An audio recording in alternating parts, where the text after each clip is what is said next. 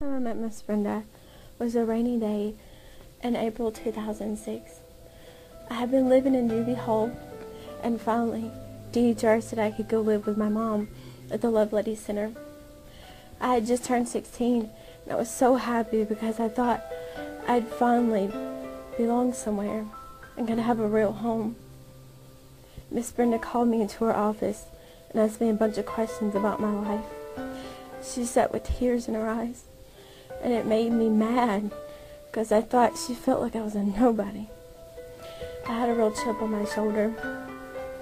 I had lived in 5 foster homes, and I spent the last year in Newby Hall. I was one angry person. I told her my life story, which wasn't really much to tell. I had lived with my dad for a year, and finally a few months when I was a little younger. Other than that, I had only been in foster homes. DHR took me from my dad when they found out we had no water or power. We hadn't had it for over a year, but I didn't tell them that. I hardly ever went to school, but no one seemed to care.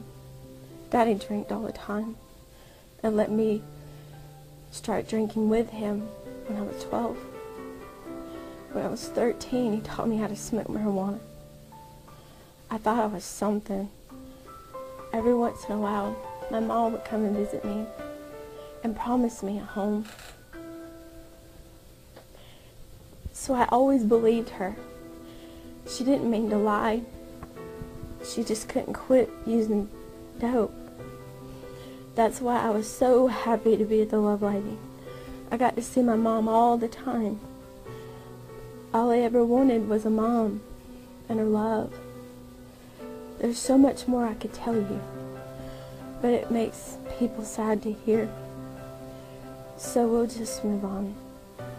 I learned that what was wrong with Miss Brenda that day. My life had made her sad. She asked me when the last time was that I've been happy. I told her I could not remember ever being happy. Miss Brenda said the system had failed me miserably. Mom got kicked out of the center the day after my first good Christmas ever. They tried to keep her there because of me, but she just wouldn't or couldn't get it together. She took me with her. When she left, and before you knew it, she had me on to crack and shooting drugs. I met her drug dealer's son and got pregnant. I really wanted something different for my baby. I was actually excited about being pregnant because I would finally have something of my own to love. I went to Miss Brenda and she let me come home to the center. I even had my own room. I felt so good. I stayed clean, and I had my precious little girl. I even gave my life to Jesus and got baptized. I was actually working and doing pretty good. I felt love, and I even got on the drama team. I tried so hard, but Mom came back to the center. She and I fought like crazy people, and she got kicked out again. I felt so guilty. No matter what anyone said, I felt it was my fault. Somehow we got our roles confused, and I became my mom's mom, and I wanted to help her. Even hearing me say that makes no sense. I was only about 12, mentally in a woman's body. The women's staff at the Lovelady begged me to stay away from my mom, but how could I? She needed me.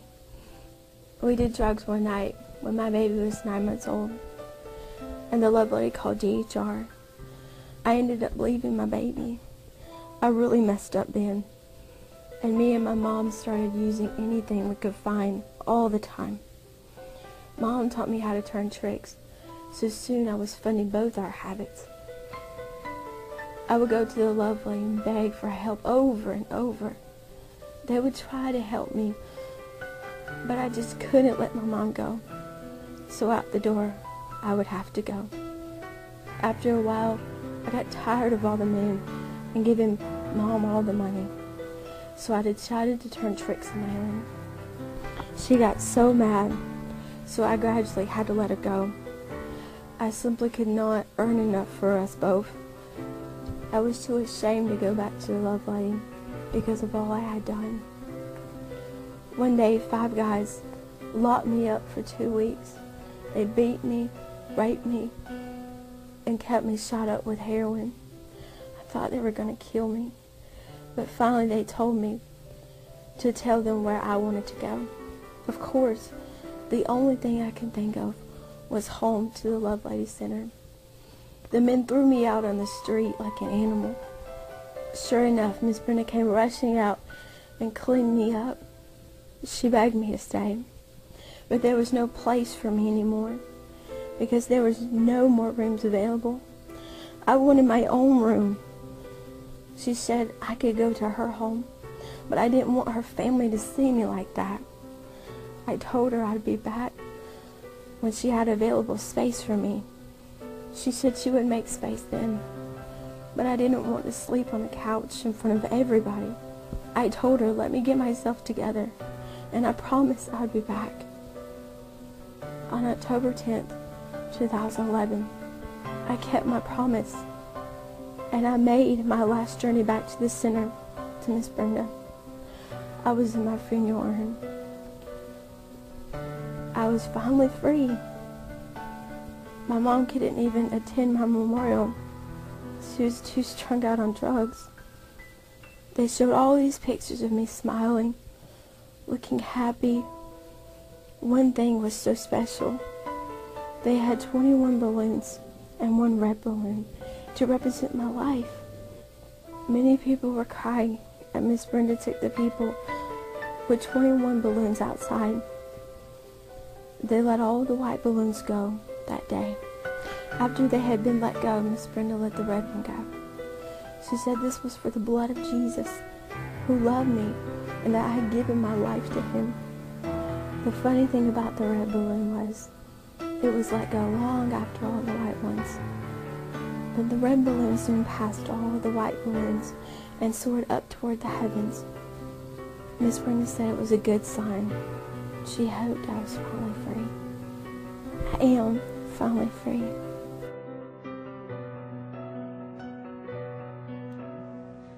Thankfully, Ginger's story is not one that we see every day. However, we do see it more often than we would like to. 7 years ago, Lovelady Center decided to be part of the solution. We invite you to be with us today and to become a life changer. Be part of the solution. Thank you.